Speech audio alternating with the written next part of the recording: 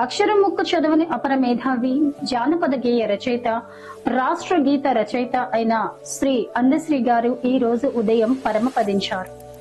తెలంగాణ మలిదశ ఉద్యమ కాలంలో ఆయన పాత్ర మహోన్నతంగా నిలిచింది. తెలంగాణ ప్రజల్లో ఉద్యమ స్ఫూర్తి రగిలించిన సూర్యుడు మన అందశ్రీ గారు. ఆయన ఈ రోజు అస్తమించారు. ఈ రోజు మన నవత టీవీలో ప్రత్యేక కథనంలో అందశ్రీ గారి జీవన ప్రయాణాన్ని తెలుసుకున్నాం. ప్రముఖ కవి, రచయిత అందశ్రీ కన్నుమూశారు. ఇవాళ ఉదయం తీవ్ర అస్వస్థతకు గురైన ఆయన ఆసుపత్రిలో చికిత్స పొందుతూ తుది శ్వాస విడిచారు. కాగా చదువుకు, అక్షరానికి ఆమడ దూరంలో పెరిగిన తన సహజ సిద్ధమైన ప్రతిభతో అగ్రశ్రేణి కవిగా, తెలంగాణ రాష్ట్ర గేయ రచయితగా అందశ్రీ ఎదిగిన తీరు ఒక అద్భుతమైన స్ఫూర్తిదాయక గాథ. వరంగల్ జిల్లా రేబర్తి అనే ఓ మారుమూల గ్రామంలో అనాథగా పెరిగిన ఆయన చిన్నతనంలో గొర్రెల కాపరిగా, పశువుల కాపరిగా తన జీవితాన్ని ప్రారంభించారు. అందశ్రీ ఏ విధమైన ప్రాథమిక చదువు కూడా చదవలేదు. బడి మొహం కూడా చూడలేదు. ఆయనకు అక్షరం ముక్క కూడా రాదు. కానీ ఆయన బాల్యం అంతా పల్లెటూరి ప్రకృతితో, పశువుల మందతోనే గడిచింది. పైరగాలిలో, పక్షుల గుంపులో, కొండవాగులో, మట్టి వాసనలో ఆయన మనసు కవిత్వం అల్లింది. ఆ ప్రకృతి అనుభవమే ఆయనకు గురువుగా, బడిగా మారింది. ఆయన పాటలు, కవిత్వం కేవలం పదాల కూర్పు కాదు, తెలంగాణ నేల ఆత్మను పలికించే సహజ సిద్ధమైన ఆసుబు కవిత్వం.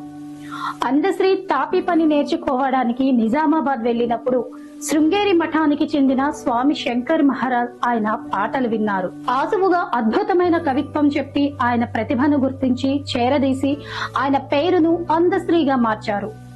ఇక్కడి నుంచే ఆయన జీవితం ఓ కొత్త మలుపు తిరిగింది. ఆ తర్వాత తన పాటల ద్వారా ప్రజల కష్టాలను, ఉద్యమ స్ఫూర్తిని రగిలించారు. అందశ్రీ రాసిన మాయమైపోతున్నాడమ్మ మనిషన్న వాడు పాట ఎంతో మంది మనసులను కదిలించింది. అలాగే కొమ్మ చెక్కితే బొమ్మరా లాంటి అనేక జానపద విప్లవాత్మక గీతాలు తెలుగు సినిమా రంగంలో కూడా ఆయనకు గొప్ప గుర్తింపును తెచ్చాయి. మలిదశ తెలంగాణ ఉద్యమంలో అందశ్రీ పాత్ర మహోన్నతమైనది.